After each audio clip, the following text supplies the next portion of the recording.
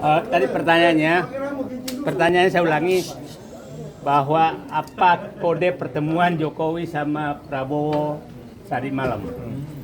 Analisis saya adalah mari kita baca saja sebagai gimmick politik. Jadi nggak usah terlalu dianggap terlalu serius karena mungkin saja Pak Prabowo itu lagi serius, tapi ada sedang bikin gimmick. Tiap hari kita dengarkan gimmick. Dia katanya akan pulang ke Solo pakai pesawat komersil. Dia tidak akan menghadiri pelantikan. Itu gimmick politik. Jadi anggap saja pertemuan Prabowo tadi malam dengan Jokowi gimmick politik untuk mengacaukan analisis yang berkembang. Jadi saya tidak sangat sekali tidak serius memandang pertemuan tadi malam karena kita tidak tahu. Jadi anggap saja Pak Prabowo lagi serius menghadap atasannya. Atasannya sedang sibuk membuat gimmick di akhir masa jabatannya. Seperti itu. Jadi nggak usah serius-serius. Oke. Yuk. Masih ada? Mas Refli. Pasien berikutnya. Saya tidak setuju dengan itu gimmick gitu ya. Itu Red House ya.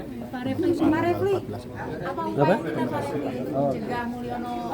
Ini kan semalam. Kenapa? Semalam ini kan Pak Prabowo dan Pak Jokowi itu makan malam bersama. Sedangkan sebentar lagi ada agenda pelantikan presiden dan wakil presiden terpilih. Kemudian Prabowo juga akhir-akhir ini diisukan akan bertemu dengan Megawati. Cuma Pak Jokowi malah mendahului pertemuan dengan Pak Prabowo. Ini tanggapannya gimana? Oke. Karena saya harus menghargai tuan rumah, saya jawab dua hal ya. Pertama, jangan lupa tanggal 14 ya. Tanggal 14 Oktober itu masih bertempat di Balai Sudirman ya.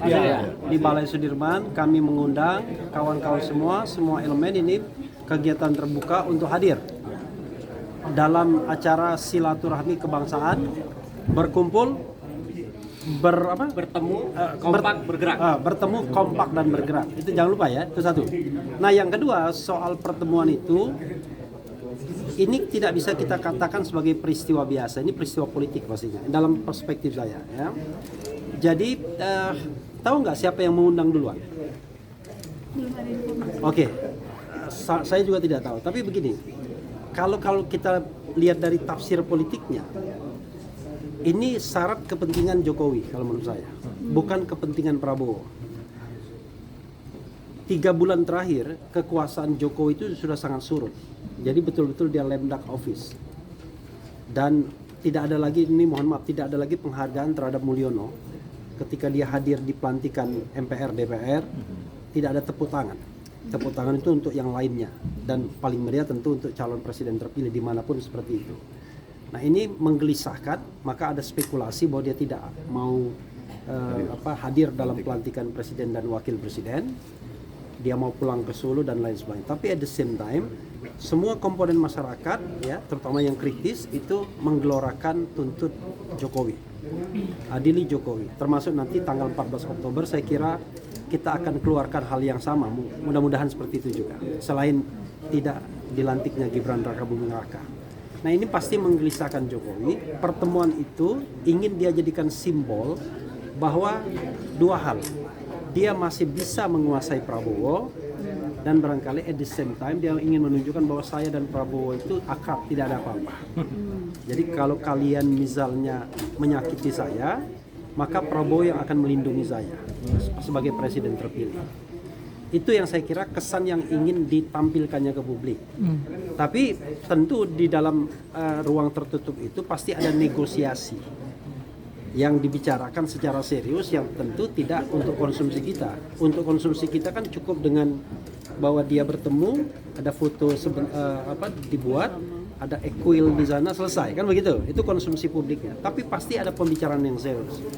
Saya kira salah satu pembicaraan serius adalah dua hal. Bukan salah satu, dua hal. Jaminan keamanan dia dan keluarganya plus pelantikan Fufu Fafa, itu dugaan saya ya. Dan yang kedua adalah titipan dia di kementerian itu mudah-mudahan agar dilaksanakan oleh Prabowo. Berarti ada upaya cawe-cawe di sini. Saya kira kalau cawe-cawe itu dia punya kekuasaan. Kalau sekarang dia tidak lagi cawe-cawe, tapi minta-minta sudah. Iya, saya kira bukan cawe-cawe, tapi minta-minta. Beda dong, kalau cawe-cawe itu colek-colek, kamu gini. Tapi kalau minta-minta, I'm begging, saya minta. Gitu. Beda-beda, beda ya. Oke, apalagi cukup. Pak, kan ada isu kalau PD itu ada rencana gabung ke pemerintahan Prabowo. Apakah ini juga salah satu upaya Pak Jokowi untuk tidak memutus? Jadi kalau kita kelompok tanggal 14 Oktober itu kelompok yang tidak galau dengan PDIP mau gabung atau tidak dalam pemerintahan. Kalau PDIP tidak gabung dengan pemerintahan, alhamdulillah. Tapi kalau gabung dengan pemerintahan artinya tugas kita untuk menjadi oposisi. Dan ruang oposisi itu lebar sekali. Makanya saya katakan selamat datang Liberté di sana ya. Kemudian Egalite dan Fraternite. Jadi mudah-mudahan Prabowo Subianto tidak mewarisi watak Jokowi yang memenjarakan orang yang berbeda pendapat atau orang yang kritis. Kalau kritisisme, perbedaan pendapat itu masih diakui sebagai hak konstitusional, kita tidak perlu khawatir ada yang beroposisi atau tidak. Kalau semua kekuasaan atau kekuatan di DPR gabung menjadi satu, maka biarlah rakyat, biarlah komponen yang kritis, komponen tanggal 14 Oktober yang akan beroposisi kepada pemerintah. Dan kita tidak galau untuk itu. Oke.